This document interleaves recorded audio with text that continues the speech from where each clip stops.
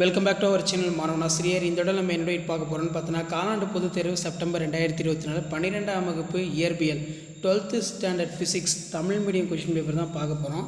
So total mark வந்து பார்த்திங்கன்னா மொத்த மதிப்பெண் 70 மதிப்பெண் கொடுத்துருக்காங்க.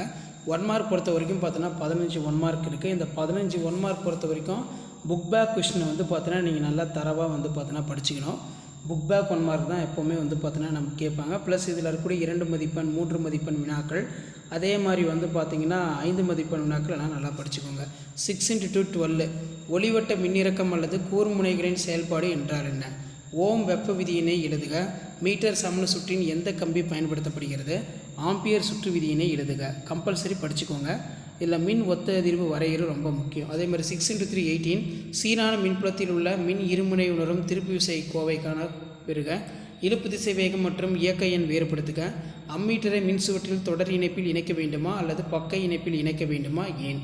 கியூரி வெப்பநிலை வரையறு. கியூரி வெயில்ஸ் விதியினை எழுதுக. அதே மாதிரி மின்காந்த அலைகளுடைய பண்புகள் நல்லா படித்து வச்சுக்கோங்க. இதில் 5 மார்க் பொறுத்த வரைக்கும் 5x5 25. வாண்டிகிராப் இயற்றியின் அமைப்பு மற்றும் வேலை செய்யும் விதத்தை விரிவாக விரிக்கும். ஓம் விதியின் நுண்மாதிரி வடிவத்தை பெறுக.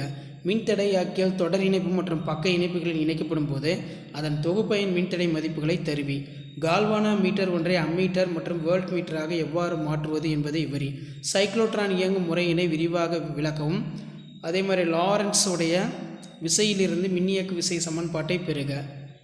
ஒரு மின்காந்த புலத்தின் கம்பி சுழலில் ஒரு சுழற்சி மாறுதிசை மின்னியக்கு விசையின் ஒரு சுற்று தூண்டப்படுகிறது என்பதை விளக்குக.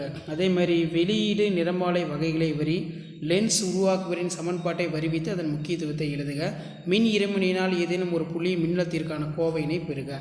ஸோ இதான் வந்து பார்த்திங்கன்னா 12th standard physics common quarterly examination September 2024 கவர்மெண்ட்டோட ஒரிஜினல் கொஷின் பேப்பர்.